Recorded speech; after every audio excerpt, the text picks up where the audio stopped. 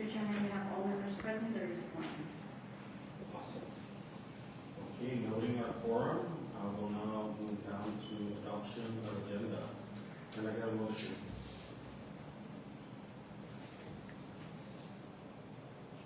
I move to adopt today's agenda. Second. Discussion?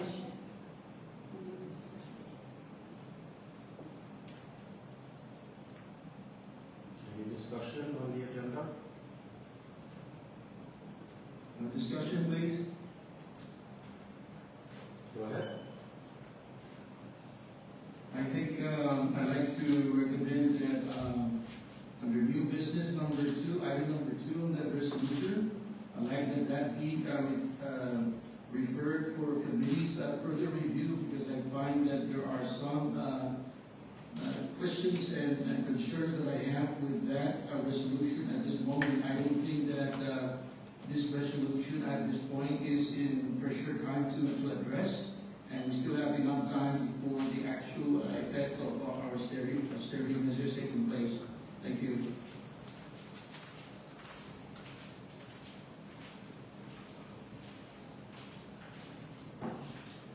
Okay, so would that be a motion? A motion for amendment? To table item 2 under new business?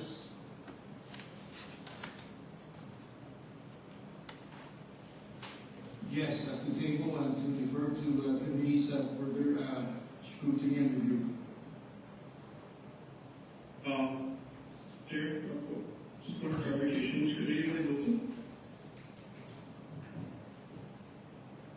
I believe the FDA committee. Okay, just clarifying.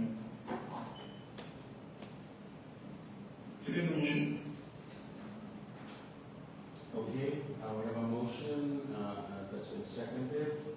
We'll go ahead and move to discussion, and I'll give it over to Member Tenorio.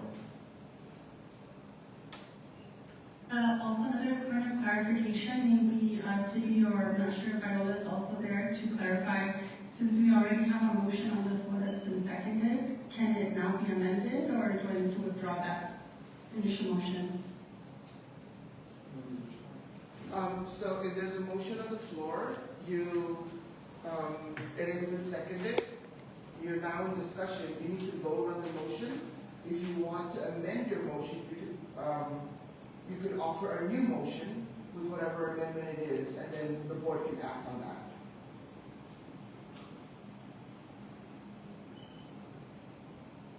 So I'm sorry, in other words, you're not able to amend the motion because it's already been seconded. You need to act on it, and then if you want to amend that motion, act on the original motion, and then come back and make a new motion. Or you can offer a motion to amend, and then another way is to offer a motion to amend the original motion, have the board vote on the amendment, and then move to amend the motion.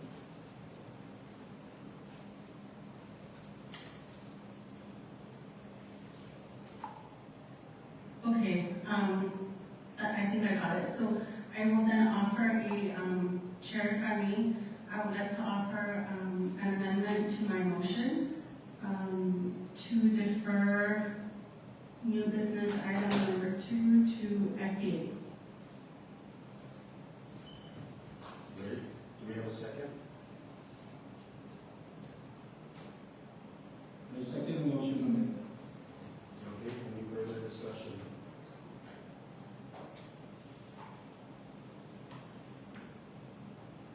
Okay, if not, we'll go ahead and vote on the motion to adopt. And then vote on the amendment. Vote on the amendment to the motion. Antonio L. Borja, Okay. Anthony De La Cruz Martinez,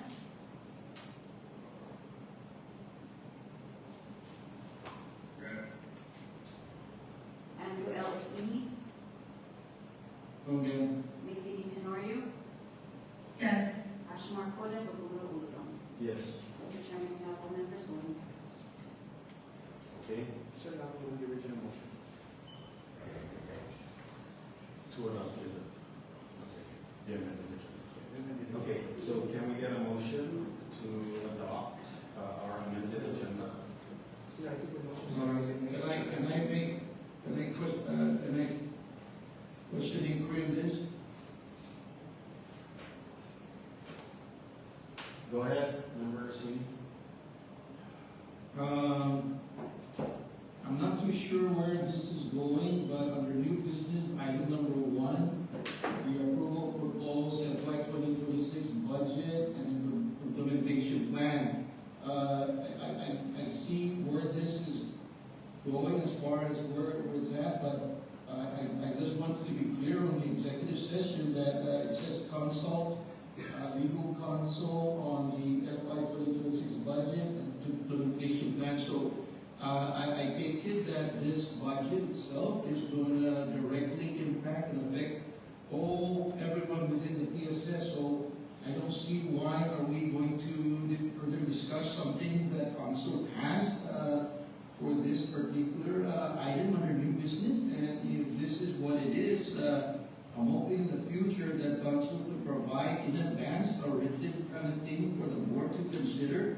And also think that this item number 1 on the under new business should be an open thing. Now that it is well known throughout the community that there's going to be an impact to everybody that's affected by this particular budget. So I just want clarification on that.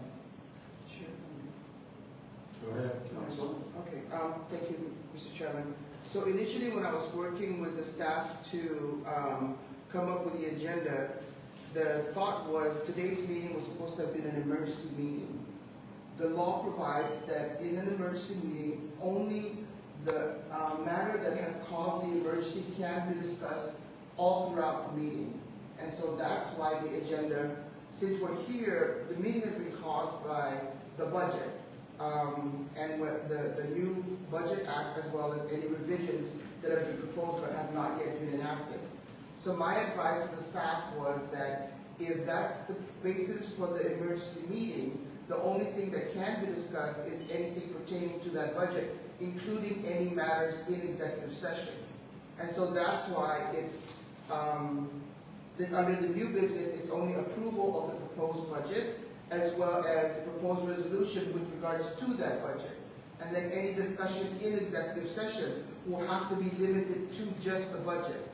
So the thought was not to discuss the budget in executive session, but in the event that the board had a legal question and needed to consult legal counsel, then it would be allowed because it is in the agenda. Because if it's not in the agenda, it would not be allowed. And we wanted to make clear that the only thing that can be discussed in executive session is any matters pertaining to the budget and nothing at all. I hope that provides clarification. Thank you very much, Councilor. Yeah, I get where you're coming from, but if for reason that we need to, as far as what you're mentioning earlier, that we have to go into executive first before actually doing an open discussion under new business item 1, then I think we should go ahead into executive session first and then come out and then make the discussion, and then whatever action the board needs to take place will happen there in the open discussion. Chair. Okay, member C, your point is noted. Go ahead, member Moore. I think because multiple members are on Zoom, I don't think it is right for us to go into executive session for this meeting because we should follow regulations. If we don't have a 360 view camera of each of our rooms, and we wouldn't know the place we're at, and we don't know if there's anyone else in the room. So I think just to be cautious, I recommend that we shouldn't go into executive session. Okay, that's fine. I don't have any issue with that. So I believe we're still under discussion on the adoption. Okay, so with that said, we'll go ahead and take a vote. Before we vote, please, can I have some say before? Is that gonna change the outcome of what we're already discussing and agreeing on, Member Orsini? No, I just wanna reiterate to what Member Gordon stated, that like I said, if this is the case, and if something will come about as far as legal is concerned, I need to go into executive, then I hope in the near future, the next time we have something like this, that a written assessment or whatever opinion that the council has to provide it to the board prior to the meeting. So that way we would have to discern which way are we going with this as far as, especially right now with our virtual meeting is in place like Member Torres stated. Okay, thank you, and noted. Val, can you take the vote on that? Roll on vote. Yes, Mr. Chairman. Anthony De La Cruz Garcinas.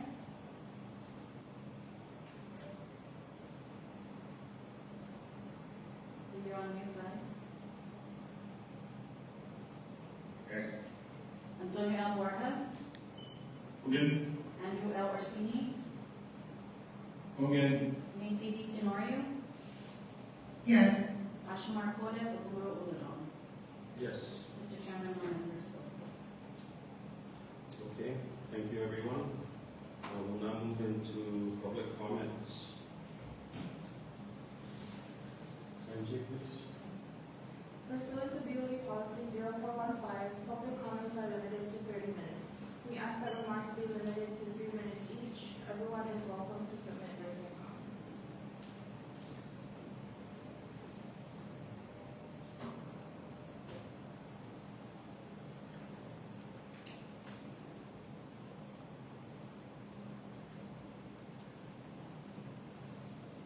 Anyone online? No? Any public comments from anyone in the room? No? Okay. Having no public comments, we'll move down to unfinished business. But I don't see that there is any. So we'll go ahead and proceed over into new business. And the newly amended section under new business with only one item, and that item being to approve the proposed FY26 budget and implementation plan. I'll go ahead and turn it over. Sorry, before I turn it over to Commissioner, I do want to report out from the ad hoc committee meeting that was held last week to discuss the FY26 proposed budget. In that meeting, we had gone over the two scenarios that had been presented at the October 15 regular board meeting that was held on Tinian. There were two scenarios that were presented by Commissioner. One with a $34.6 million budget, and scenario two with a $37.1 million budget as proposed. And based on the conversation and the presentation by Commissioner and his team, the ad hoc committee went ahead and voted to endorse scenario two that was based on the $37,168,368 budget as presented. And so that's what the ad hoc committee had voted on and approved. We also had some discussion on the status of any movement on the 25% constitutional guarantee to PSS. And at the time, we had agreed that at that point in time, there was no further action or discussion necessary around that matter, and it was felt that we would first coordinate with the administration on a final approved budget for PSS before revisiting that item. So with that being said, I will now turn the floor over to Commissioner Camacho. Thank you, Chair. Really appreciate the opportunity to present an an updated version of our budget scenarios. Things have been fluid, as we all know, in terms of even trying to gain clarity on what our final budget's going to be. But at this point, we are still faced with what is currently under signed law, and that is with PSS given a budget of 31.7. But there's been some developments in the way of a revised budget, and I'll go into that. Before I do so, though, I would like to say that we have a good portion of our key management team here with us this morning. We have Associate Commissioner, we have Finance Director, we have Special Education Director, HR Director, and Federal Programs Officer in the room. In addition to that, some folks are online. But Chair and to the board, with a $31.7 million budget, obviously we've kind of demonstrated how that is impacting our operations. We were glad to know that the governor presented two scenarios in a revised budget, one for $35.1 million budget for PSS, which is to up us our budget from 31.7 to 35.1. And in that scenario, that was contingent on not getting an approved loan for the central government. The other scenario is when there is a loan of the tune of $29 million that the central government is asking, they were going to increase the PSS budget from 31.7 to 37.7. So that development has occurred up until late last 2 weeks ago. And then moving into this week, and we met with the legislature 2 weeks ago, and discussed the revised budget. We explained again our scenarios and what every budget would mean ultimately. If I may just add in a little bit of context as well, because I was with several legislators at this past week's APIL General Assembly meeting, and they did express a lot of support for working collaboratively with you and the team, but they also mentioned and emphasized that the meeting that they had scheduled with you earlier this week was very intentional in that they wanted to have some clarification prior to the ad hoc committee meeting. So I just wanted to reflect that the legislature was very cognizant that the ad hoc committee meeting was meeting, and that was also part of their drive and push to make sure we connect with you. Thank you. So we had a meeting with the committee on Ways and Means. It was an informal sort of like meeting to clarify a lot of these numbers that they're looking at, because they were concerned about the revised budget and where we were going with that. Knowing that, I also informed them we had an ad hoc committee meeting that morning, and that we were going to reconvene that afternoon, so we met in between, understood. And then we met with the ad hoc, gave what we had presented to the legislature then, the Ways and Means on the 37.7. And then last week, one of the questions they had was the unrestricted funds that we have in our account, to the tune of $4.9 million based on audits from 2022. We sat down, we wrote a letter to them saying that is the unrestricted funds, and then also memorialized what we discussed the week before at the committee meeting with the Ways and Means on these numbers. So they came to, they asked to come meet with me and my team, and we met at my office last week. As early as Tuesday or Wednesday, I forget already. Tuesday, we met Tuesday, and we discussed the letter that I wrote to them with unrestricted funds of 4.9, and they proposed to set up a bill to authorize us to use the 4.9, adding to the $31.7 million budget. With that, it gave us some time to also reconsider, moving austerity from starting in November. Also, the board tried to get quorum last week. It didn't get quorum, so things were kind of really unfolding and developing throughout the week. And here we are Saturday now. We have a quorum, and I'm presenting to the board that have an bill to authorize us that will be passing the House, hopefully in the next 72 hours, to the Senate, and the Senate getting that signed by the governor, and that adds on to our budget of 31.7. And then with that scenario, we were going to push our austerity measures to lead into the month of, starting at the 17th of November, the first Monday, with the next pay period. Having said all that, the other discussion that we had with the same legislators about this 4.9 was, in addition to that, what does the revised budget look like that was submitted by the governor? And so they're proposing to then accept the 4.9 authorization, to utilize that now, and anticipate them adding our budget up to $39 to $40 million as a result of the revised budget, whether with loan or without loan.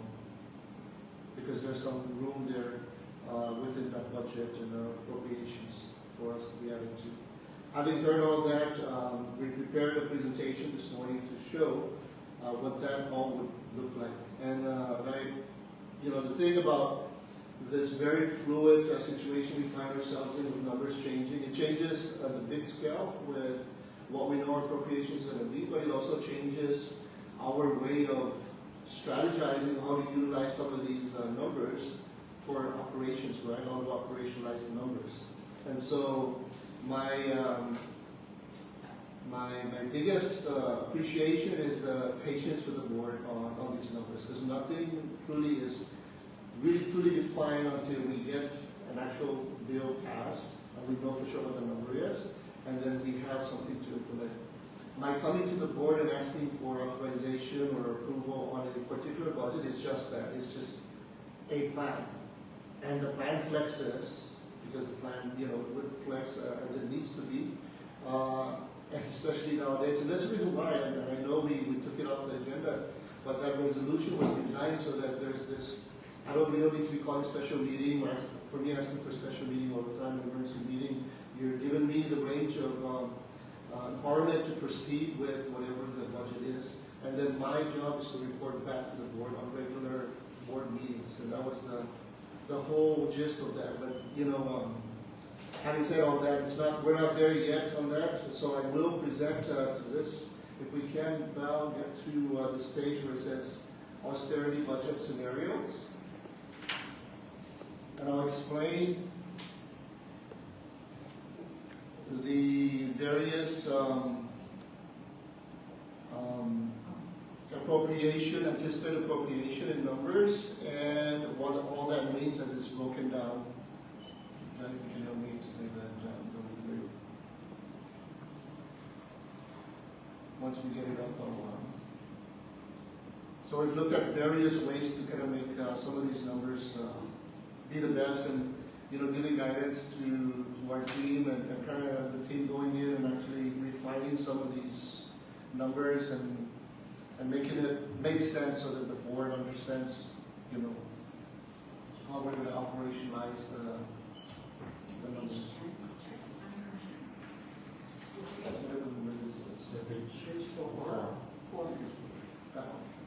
Yeah, so John simplified our director simplified the scenarios here, and I'll have him kind of go through the various scenarios. Just know that my ask is if we do get to around 40, to allow us to get into the 68-hour, it's new, it's something that the board has not heard before, but it is very, I think, more feasible when it comes to that number. If they stay through to the tune of 39 to 40, we're going to be 68 or less. And I did inform the legislature that anything less than 37 causes us to go into the furloughing of employees. Right now we're at 36.6. It seems like if they do pass that authorization for 4.9, so we're very close to not doing any furloughs. If they do act on that revised budget and increase our numbers to 39, then we won't furlough, but we'll have to reduce either to 64 or 68. And if we do get up to 41, it'll be 70, and then 72 hours for 42. My biggest hope and maybe they're listening, but if they get us a 36, if they look at the revised budget of 37.7, go with that, past that, and then add the 4.9, then we're up to very close to 42, and we're at that 72-hour, which I think a lot of the legislators, at least with the Ways and Means and the Fiscal Affairs Committee that we met with last week, really kind of was asking so much into, because I think that was their ultimate goal, if you will, they can afford it. So John? Sure. So with this table, it summarizes the funding levels that are needed for the various support schedules: 64, 68, 70, 72, and 80. And the reason why we fleshed them out is because there have been questions posed to us from the legislature. How does 70 look like? Because they're looking to implement 70. How does 72 look like? So for the purpose of the board's information, we included the full table for your information and reference. This also assumes a budget appropriation of 35.1, which is reflected in the instructional materials to 1% to 351,000. But just looking down towards the end of the table from the various funding levels, it also shows you the impact of the instructional days. At 64 hours, instructional days are reduced from 180 to 155 because all Mondays will be austerity days. At 68 hours, it's reduced only by 9 days to 171 because every other Monday would be an instructional day. And of course, there are holidays that fall on Mondays.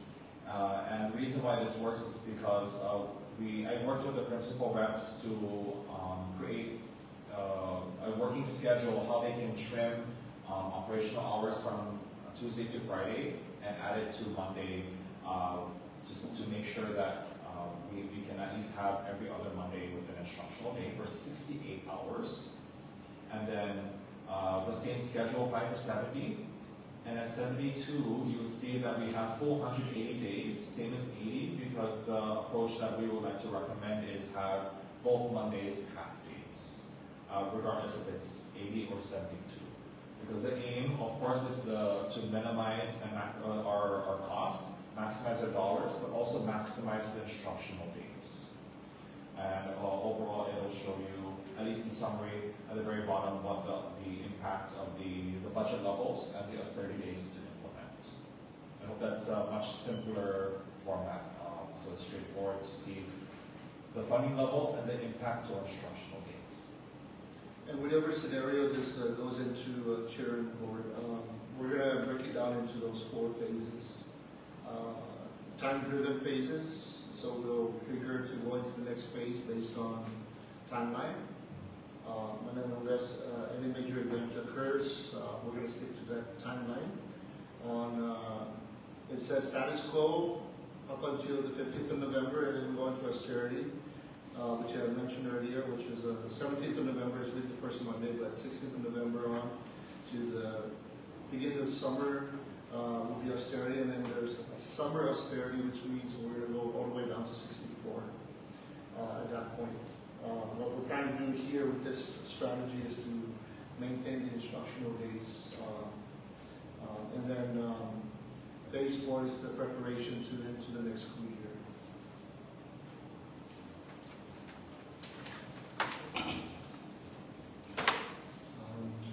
Any questions? Okay, well, thank you, Commissioner, Director. I'll go ahead and open up the floor to questions.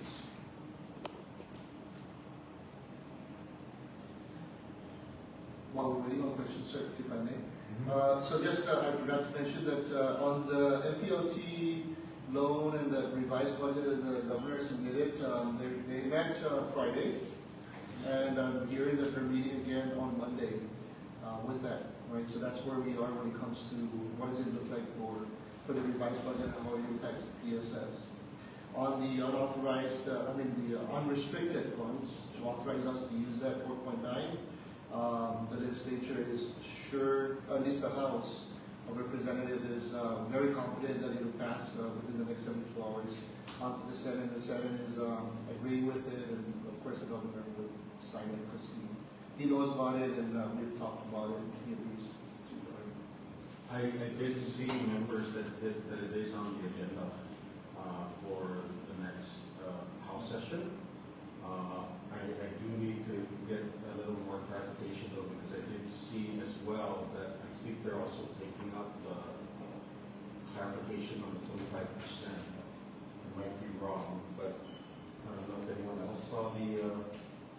agenda, but one was to a bill to appropriate the lapsed funds of 4.9, but then I did see the clarification on 25%, so we're going to follow that very closely. And we did also mention that, and we did have this very good cordial discussion and their desire to allow us to use the lapsed money going into, right, so whatever allocations have gone in by the end of the fiscal year, anything that's lapsing because of non-expenditure of any of that dollar would be just authorizing us to use it and not put it back into the general funds. So that's good. And the other thing too, and I just want to kind of insert if I may, I did express to the legislature, and I did express this to the governor, and I know the board would support this. We are going to do our best to reduce also our operational, expenditures. So we've established real quickly the expenditure task force, if you will, to cost cutting, to look into that, and we'll get more members. I just established a small team to just kind of create like a framework, and then we'll add a lot of the other folks from our key management and also participation from teachers and across the staffing of our school system to be part of this. But we are going to reduce it, and I think there's room, as you can tell right here, with 80 hours to go down to 45. And I think that's a good thing for the legislature to also hear, and for central government also hear, that we're doing our best to also conform to, the changing times, just not to the detriment of our education, obviously. And everyone, so we'll have our limits to the right and to the left on making sure we stay firm, but we'll continue on with quality education, I can assure that, and we'll continue on to do cost cutting measures as well, I can assure that. Thank you, and I have observed that. So thanks for that, Commissioner. I do see that we have member Tenorio with her hand up. Go ahead. Thank you. I actually have a few questions, but I'll start with this table. And so I noticed under the commute earmark is noted at 500,000. So my question was that increase, or did you just combine the commute earmark with the 100,000 for teacher incentives and reward program? Combined. Okay.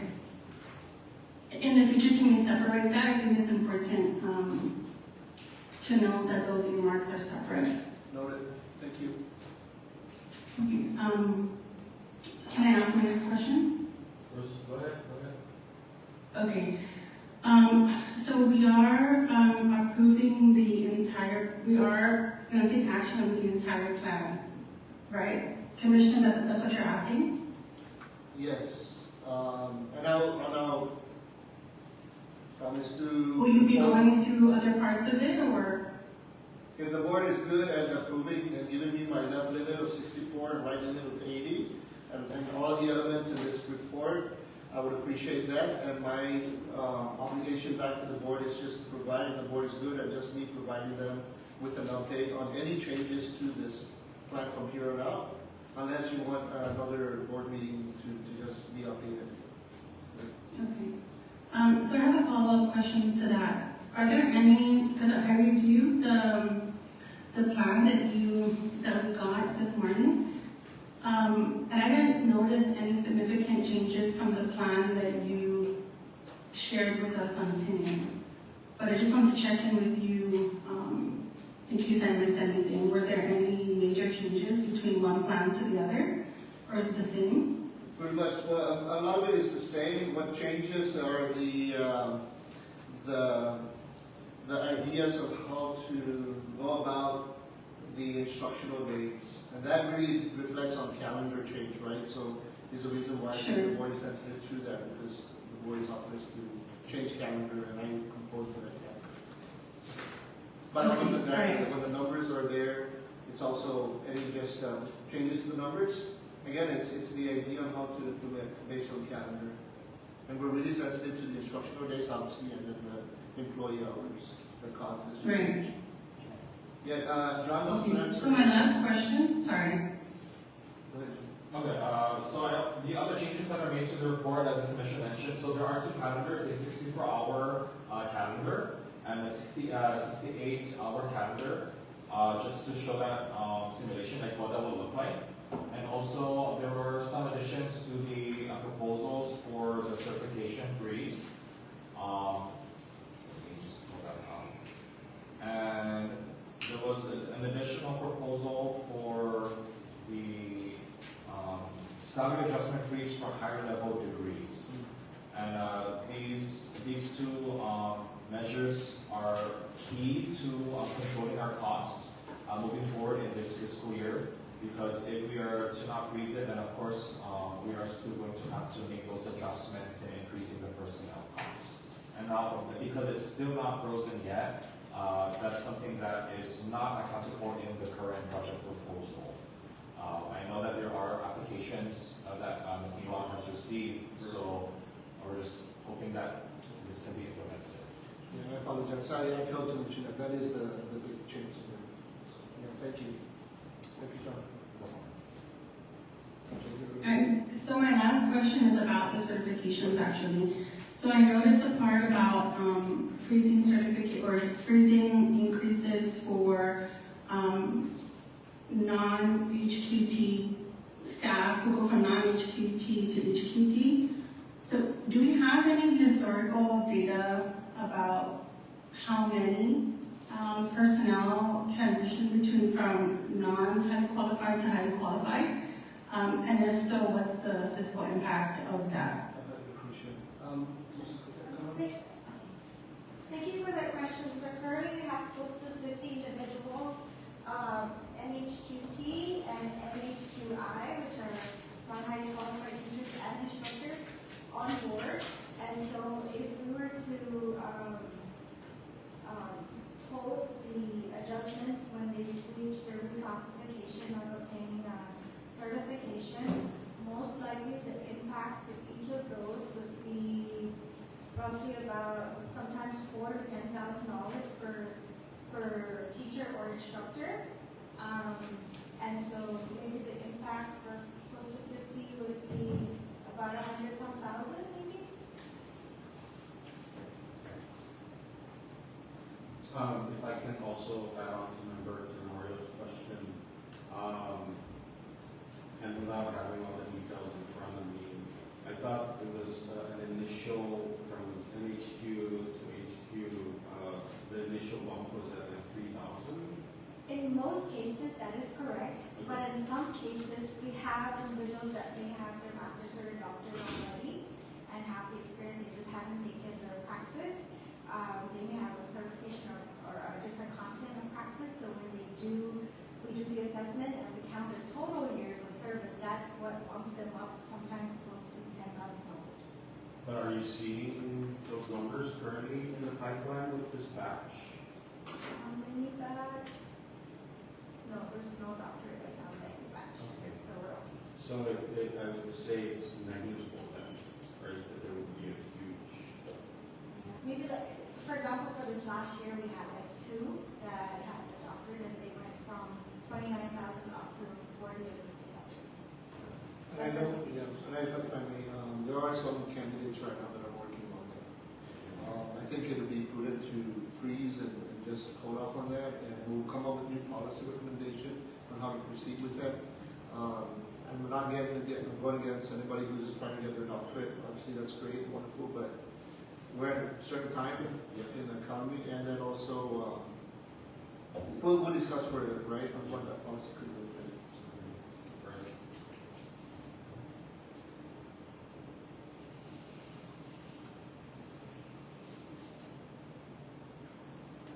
Do we have any other questions from members?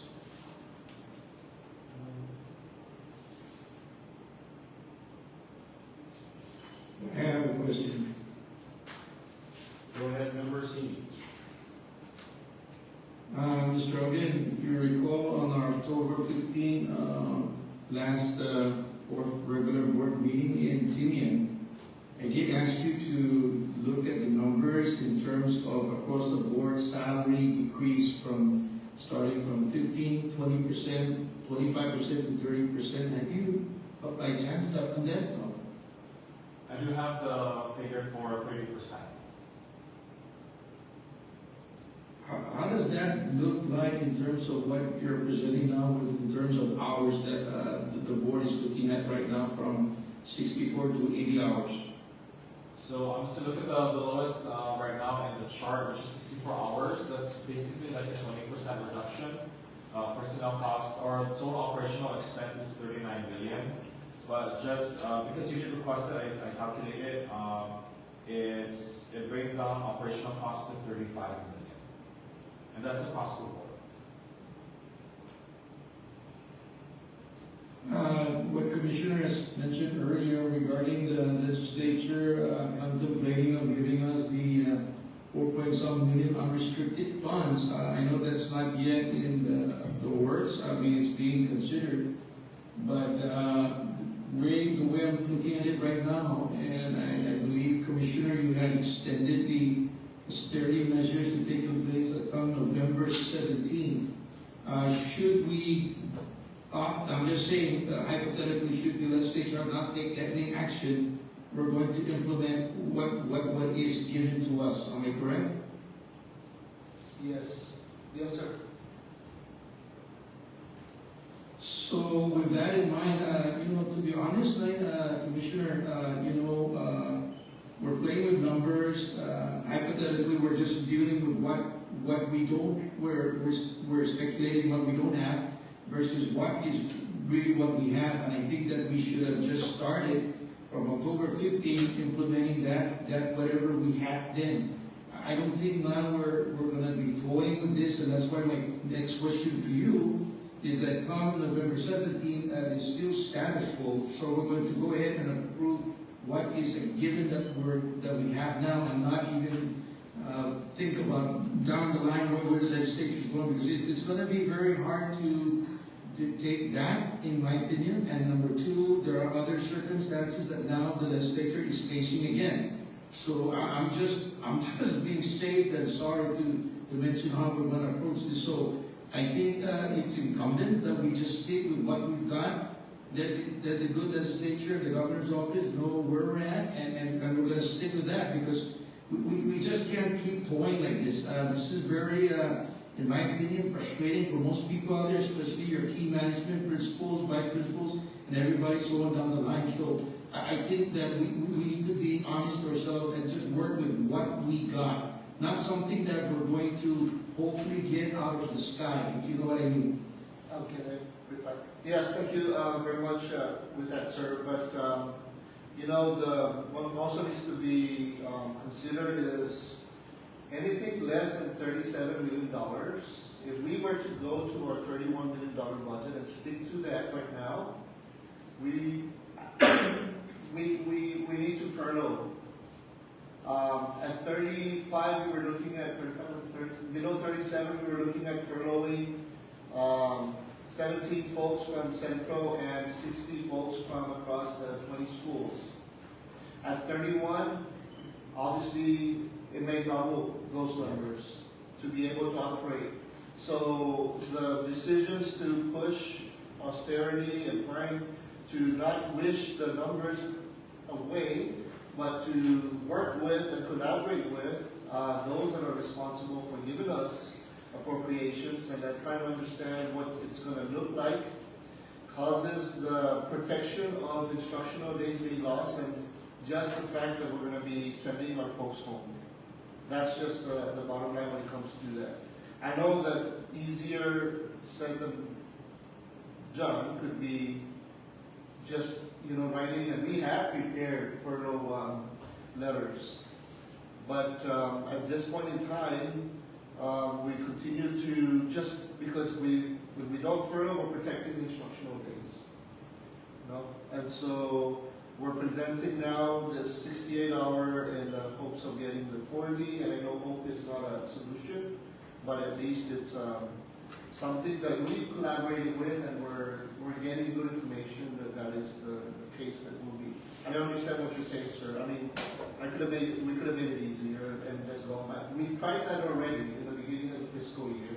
We went through the month of October, and even with that, we felt like we needed to stay firm, to just doing our best to maintain as much as we can.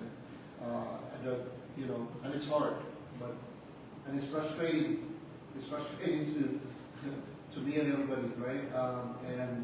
But frustration to me is not going to be the excuse of trying to do we're just trying to do the right thing or as best as we can. So thank you. And the scenarios and the spectrum that you've provided really allows that flexibility to be able to stave off furloughs for as long as possible, while the legislature also addresses, right, literally changing scenarios on a daily basis, not to mention the love letter that came out from the Department of Finance on unremitted employer contributions, with a nice list that led all the way up to the time of the lawsuit, which I know that you and your team, together with Council and Puzu, are also working to address.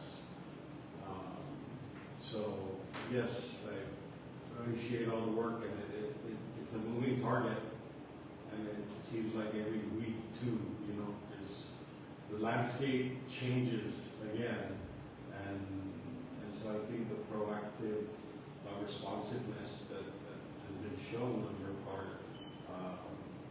is appreciated. Thank you for that. I was going to write another love letter back to them. Hurry up and send the one so we can send it back to you within 30 days. and when do you want me to close schools? Right. Nothing, I'm just kidding. Yeah, so I know that's also another cause for some serious concern.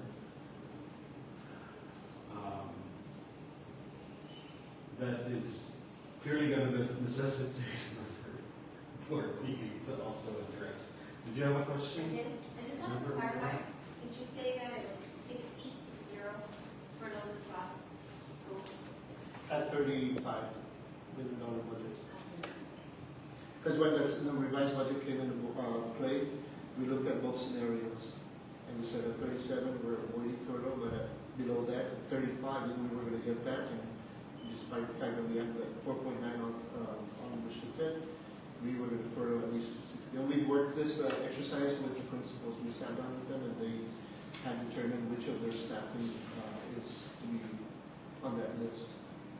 So it's not like we just made up that 60 list. It was really, we had the principals, and they're really in one room, and we were at it for a whole day. And that was at 35. Can you imagine sticking to that 31 now? It's going to be more. I just want to state that if the board decides to vote on the worsening suggestion of going with what we have, which is 31, right? That we have to push this opinion. If we're going to talk about furloughs, is how can we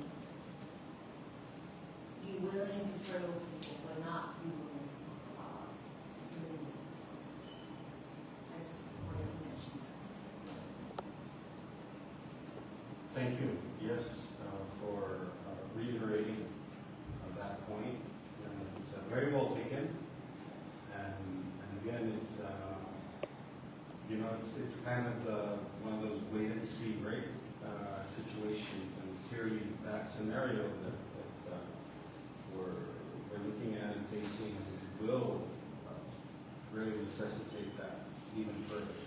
But I do want to reassure you that, at least for myself personally, and I have said it multiple times, that we will be addressing the 25%.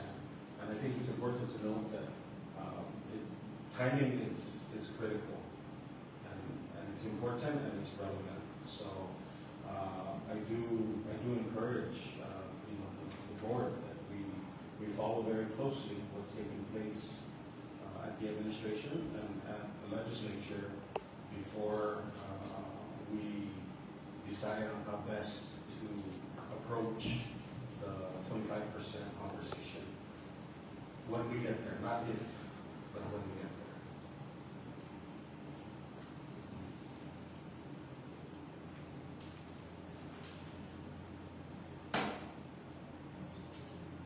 privilege, please. I believe Member Tenorio, go ahead, Member Tenorio first. Thank you. I have a couple comments based on my question. I agree with members to a degree in that, many PSS employees have reached out to me just to express their not necessarily frustration, but, it's hard to exist in this world of uncertainty. And so I know that causes a lot of, anxiety, and it's hard enough to teach a class not knowing what's going to happen from one pay period to the next. And we share that with the understanding of how fluid things are, and with sort of appreciation of the work that's being done to try and prevent furloughs, because that would obviously be the worst case scenario. But I think it's also important to know the difficulty that many of our employees are having operating with not, again, knowing what is going to happen from one pay period to the next. And I know that the Commissioner has been sharing information as much as possible. It's difficult to share information daily because, as you said, things have been changing. But, I just wanted to share that. And then also, agree with what Dr. Mara was saying regarding furloughs and the 25%. So my question is regarding the budget, going back to the plan, and the budget stipulations in Public Law 24-14. And I'm curious if Commissioner, if in your meeting with Ways and Means or with the administration regarding the revised budget, if you were able to discuss these budget stipulations, and if so, what were the discussions? Yes, thank you, sir, if I may. Yes, there's a lot of opportunity to go back and work with them on the stipulations. They did offer that when it comes time, and then we'll send some folks to the legislature this week to sit down with them and start crafting the best stipulation that would work for us. And they realize that perhaps a lot of that stipulation, like the 96% versus other, stipulations in that, I think, to include where are we going to be with the federal employees, have they've expressed that they want to sit down with us and kind of rewrite that. So I don't know if that answers your question, ma'am, but when it comes to that, I think that's good that they're doing that. When it comes to going back to the revised budget or the sticking with the 31, I know that it's law. We all know that it's law, and it's currently what we have in play. That's what we're authorized to spend on. But the legislature, the way I've observed, and just from experience of collaborating with them, are going to have to go back. They will go back because the governor changed his projection.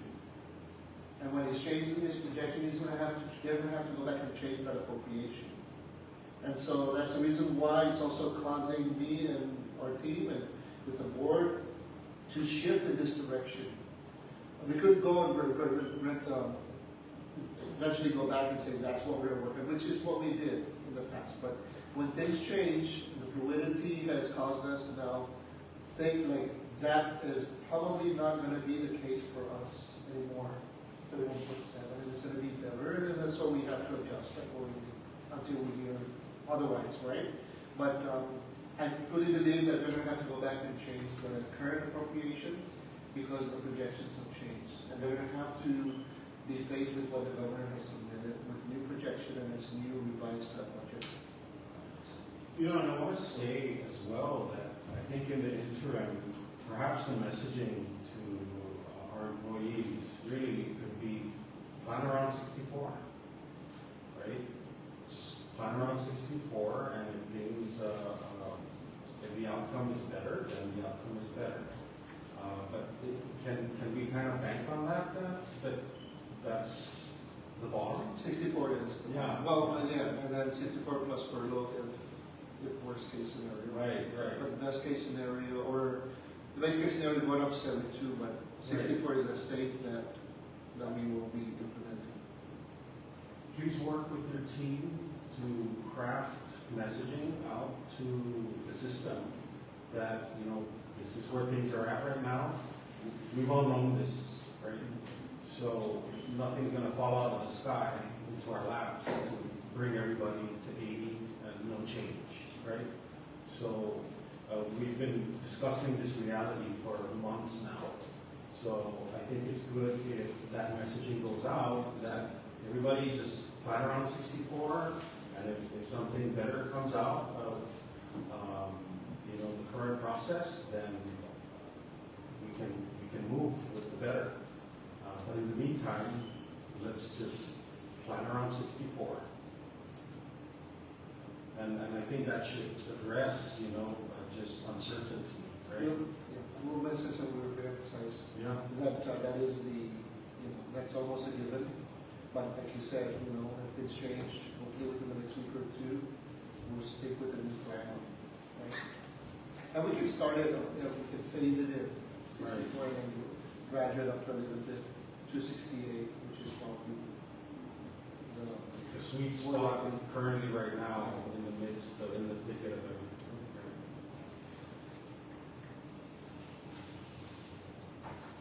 Member Orsini? Yeah, thank you. Commissioner, if you recall again, our October 15 meeting in Tinian, I'm going to put on record right now that I'm one person in this board that does not agree with any furlough at this point.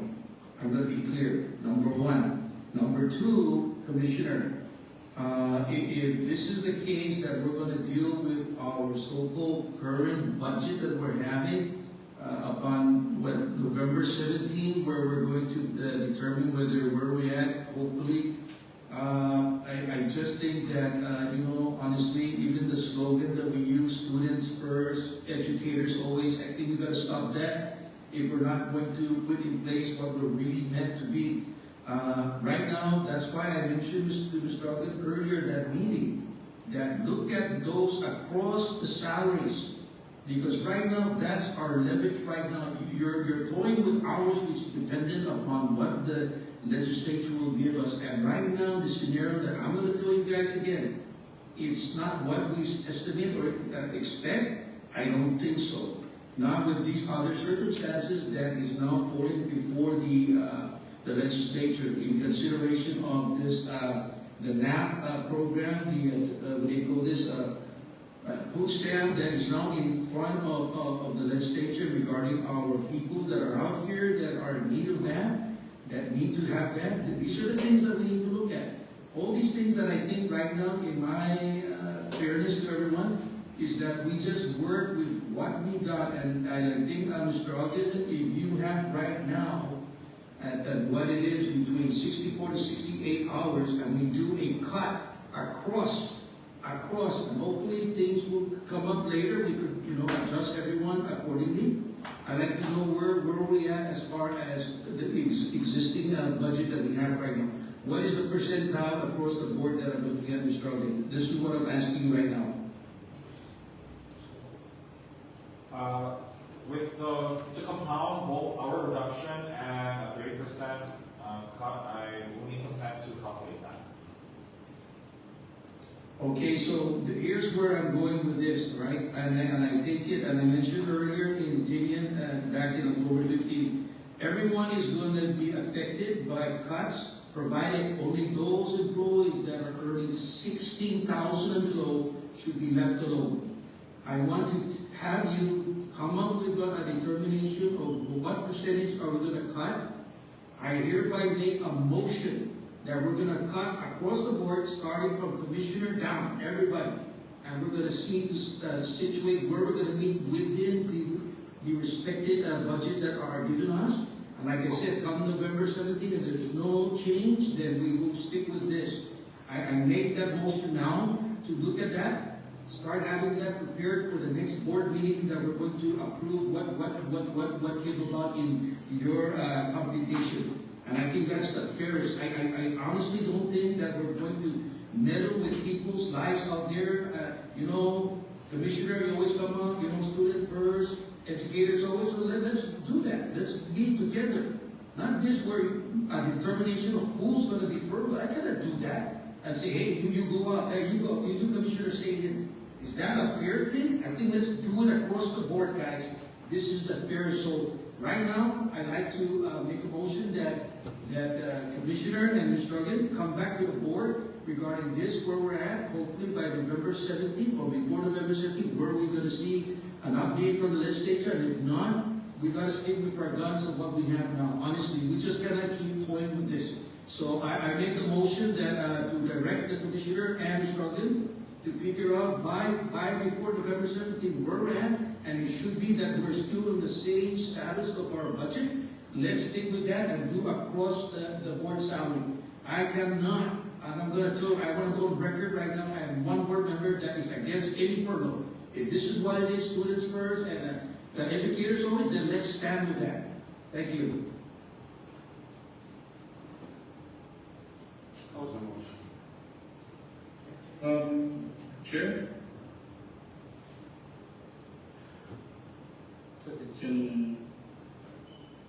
So I don't think we need a motion to direct the commissioner. One, it's not on the agenda,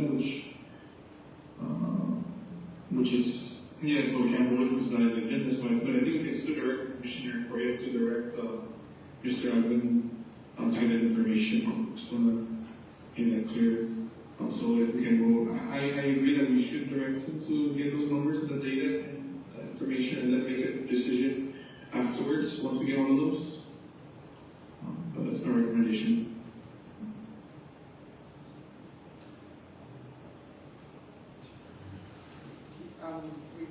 Chair, I may. Yes, go ahead. Member Borja is correct. We don't really need a motion for that.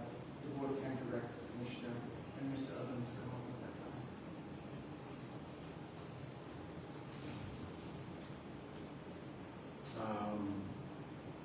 Okay, Member Borja, point noted. So I don't know that there's even any need to proceed with the motion. Commissioner, you have a point? Well, I just wanted to say, and we will do that. Right? We've done a lot of that already, and we'll present it. It wasn't part of this presentation. We just wanted to kind of go with this plan and get it that there's a desire to look at it a different way, and we've looked at that. We've talked to our community as well. And by the way, sir, we're sticking to students first and educators always. We have this. It's just the current situation that we find ourselves in. Nobody wants to do this on their own without the conditions that are given to us. We're adapting to an environmental, situation here, and to survive, and that's what we're trying to do. So we will stick with our mission of the academic enterprise and protect that. That's something that I have the full support of the entire school district with. When it comes to the salary decrease, I've had that discussion with especially our teachers who claim that they've been cut, and why would we go down that way? They would rather have their hours cut for now because they understand the situation we're in, than to change their entire salary, and we're going to have to go back and change the contract to each and every one of them. And it's not trying to be easy or difficult, but it's also just trying to do what I think is the most feasible at this point in time. And trust me when I say that we're doing everything we can to avoid furlough at this point in time. We will reduce the size of our operation for next fiscal year, and we're doing that now in trying to understand. It's great that we're learning all this, but we're doing everything we can to also avoid the furlough. I mentioned furloughs because it also sends a message to those across the street who are responsible for giving us appropriation, and they hear it loud and clear. Those numbers mean certain things, and it means furloughing, right? So. And they agree as well. Yeah, they agree as well that they don't want Yeah, in support of that. They're not in support of that, and they'll do what they can to get us the numbers. It is just difficult because of the situation we all find ourselves. So I just want to Thank you. And members, I don't know why we need to keep kicking the ball down the street. This plan to further study a 30% reduction is quite impractical. With the ramifications of just necessitating contract amendments and then revisiting in the midst of uncertainty from across the street. I'm not sure why we continue to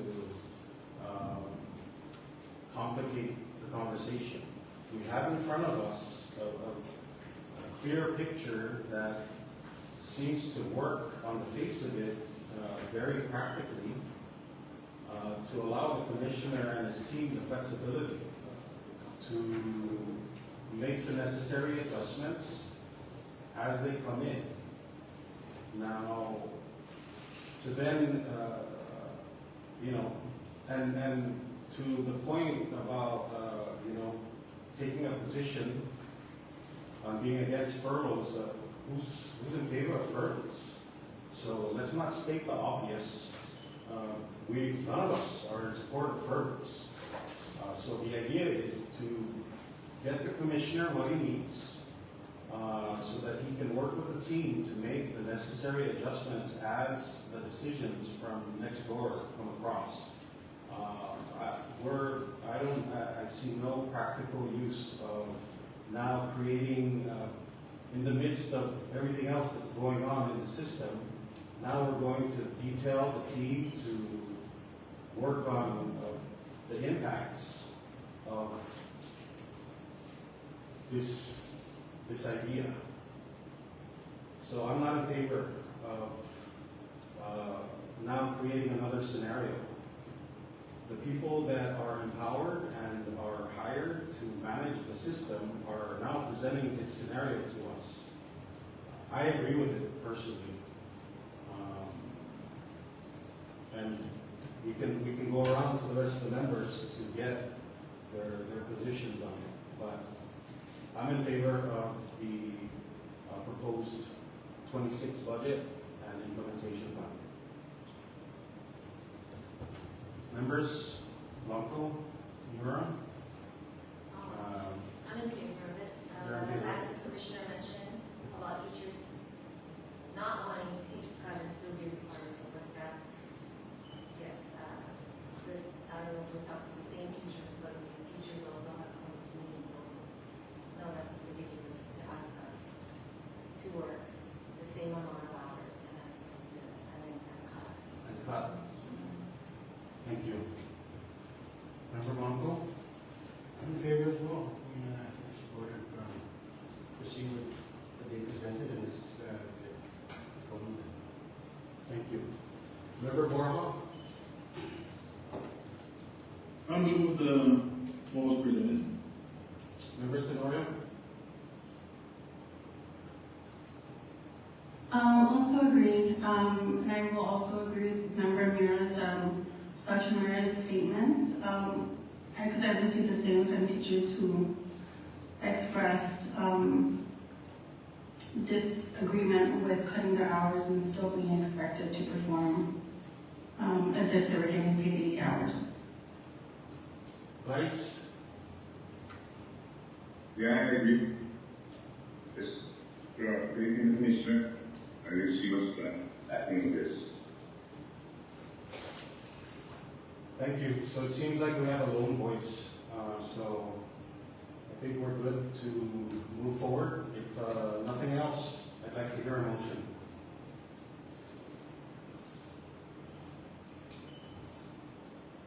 I move to approve, sorry, I'm just thinking a sec to pull it. To approve the CNMI Public School System Fiscal Year 26 budget proposal as presented by Commissioner today. Second. Okay, we have a motion and a second. Any further discussion? Discussion, please. Go ahead, Member Rossini. I just want to again remind all my colleagues that your position now to go with this. Just remember what you're approving here with the commissioner is in regards to furlough and people. I hope you guys understand what you're doing. I will stand down that I will not vote for this proposal. And like I said, let the commissioner and his team management work this out by before November 17th to give more time to look at this, because this is something that I think, in all fairness to everyone out there, I am certainly not going to vote for this measure, so I stand on the record. Thank you. Okay, let's go ahead and take the vote. Anthony De La Cruz Garcinas, Good. Antonio Alborga, Good. Andrew L. Orsini, No. Macy P. Tenorio, Yes. Ashmar Kore Bogumilo Uluno. Yes. Mr. Chairman, you have 4 members voting yes and 1 member voting no. Okay, great. Approved. Thank you, Commissioner, and your team, for this thoughtful and considerate plan that's flexible and is really based off of a constantly changing landscape. And, you know, we wish you the best and our people the best. We're here for the system, for our students, for our educators, and for everyone else that's part of propping up quality education. And you know, as we signed the proclamation for Education Month, you know, and reaffirmed the commitment to our students and quality education. You know, this is the best that we can do under the circumstances, and the board stands ready to continue supporting you and your team and the important work that needs to be done. If I may, sir, just real quick. Yes, sir. And you're, like you and all the board members, you speak to the community, I speak to the community. The community comes to ask questions, and you know, the big question is, are you getting the support you need? Because they know how, you know, it's how difficult we're of a situation we're in. When we're trying to balance quality education at the same time, trying to kind of make sure that we're not losing the trust of our employees and our staff, so that they can continue their mission of providing that quality education. And I say yes, our employees are committed to the mission. We stay committed. My charge is to continue to encourage our community to have that. The question about being supported, I tell them yes, we're getting every bit of support we can possibly get. And my job is to continue to work with the board and make sure that the board understands where we are, the situation we find ourselves in, and allow us the flexibility to adapt to this changing condition as well. So we appreciate it. Thank you. Okay, having addressed item 1 on the new business, I don't see any need for us to enter into executive session. We'll now move to miscellaneous matters. Yes, I have a matter to express. Yes, go ahead, Marcy. Recent letter coming from the illustrious Secretary of Finance regarding the retirement debt that the PSS owes, I think about 32 million and so forth. I hope that Commissioner, you can look at that and be responsive to respond to our new Secretary of Finance that, you know, if they're saying that we owe 32 million in retirees for PSS personnel, then they owe us over 72 million since the implementation of 2014 when this 25% came into effect. They are short of their calibration, and right now they owe us even more than 72 million. So please give that to our good Secretary of Finance so that she can reconsider that if we owe them, because they owe us more than what we owe them now. Thank you. Yes, sir. Just tell them that we're correct to mention we're working with our council and we're working on it. Thank you, yes, and thank you, Commissioner, too, for the update that you provided to the board, and you and the team working to address that. Yeah, we'll have a response hopefully within this next 72 hours back to the Secretary. And we've been communicating, sir, members, we've been communicating with their office. Thank you.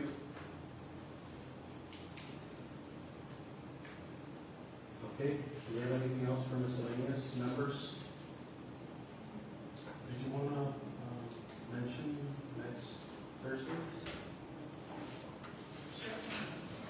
The chair asked me to set up a meeting with the teachers, so that's for next Thursday, after school, 4:30, to allow for high school in Pursuit Academy to drive down if they want to attend in person, and it's a chance for them to talk to the board, for show up to the board and wants to be part of this. Yeah, so. Alright. So thank you for arranging that. And as of now, it's yourself, myself, and Member Tenorio that will be having an exchange with the teachers. And I shared that with you yesterday, Commissioner. So yes, and I think it's also fitting because it's Education Month. Right? So although that was always my intention to carve out some time, and of course there are very urgent matters that have been taking place over the last 9 months since I've gotten on board. So I'm glad to see that this is also happening. I also want to share with members that through communication with the Commissioner and several State Teachers of the Year, we've been having conversations on some feedback that could be given around the attendance at this year's ISTE conference, which I really encourage the Commissioner to also round up several State Teachers of the Year to attend. And we are now in talks to try and plan out something that can be done with our local Teachers of the Year, 20, representing our 20 schools. And I'm in talks with the team to see how we can arrange for some good discussions with our current 2025 local Teachers of the Year to create that space for additional conversation. So that's exciting. And then also for everyone's information, yesterday we also welcomed our newest member to the board, Mr. Jude Burgess Jr. at Saipan Southern High School. Very impressive resume. And he joined us at the proclamation signing. And I expressed to him as well my excitement in getting him on board, but also to continue the work with former student representative Vinny Sablon and the current conversations that I've been having with the Youth Congress around membership to the Pacific Youth Council, which is the regional body for representatives to all the national youth congresses across the Pacific. And then, as we all are aware, through my commitment to our parent leaders, we also had 2 of our PAC officers in attendance at the October 15 meeting on Tinian, and those conversations continue. And I'm also very excited to work with the new Parent Advisory Council and its new president, Mr. George Cruz, who also happens to be the Commonwealth Medicaid Agency Director. And there are some conversations around that. So I'm hoping too that at the next meeting we can also get some updates on how those conversations are going around the Medicaid conversation and school-based healthcare. I also want to report to the board that this past week we held the CNMI hosted this year's Association of Pacific Island Legislatures General Assembly meeting, and where there were multiple resolutions introduced to support regional collaboration across multiple sectors. And I worked with the CNMI team to draft 2 resolutions. One was around next year's CNMI hosting of the first Micronesian Regional Education Summit, which passed, and the second to encourage COFA islands, namely Armai, FSM, and Palau, to support the Medicaid agencies work in enrolling additional eligible PROFA citizen parents, sorry, not parents, that's on the PSS side, but PROFA citizens into Medicaid's program through the funding that's allowed. And I know that Commissioner, you and the team, Director Lila, have been working with Medicaid to identify additional eligible PROFA citizen parents of our students to get them into the system and availing of that funding. So the legislators from across the region were also very supportive and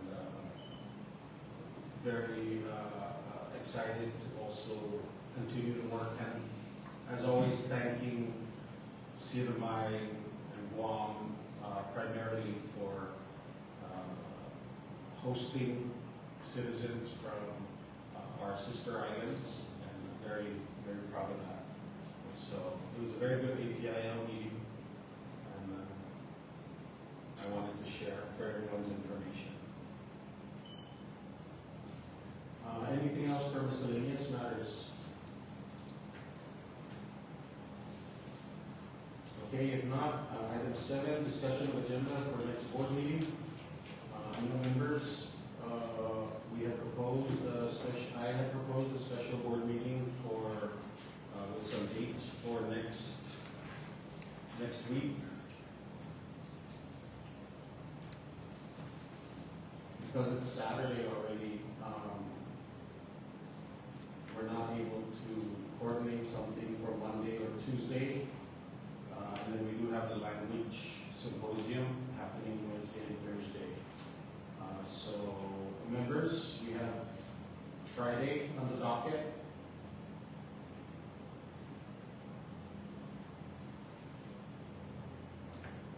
Yeah, I'm good on that. Okay, I'm second on that. Okay, so we have proclamation, members Tenorio, Ora.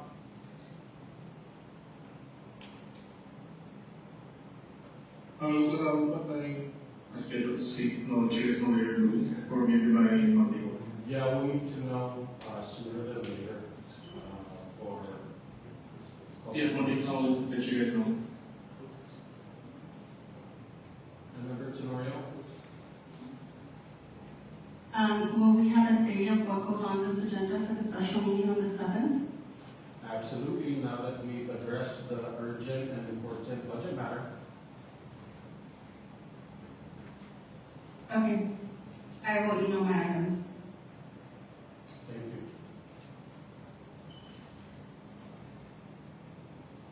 Okay, so with that said, let's adjourn.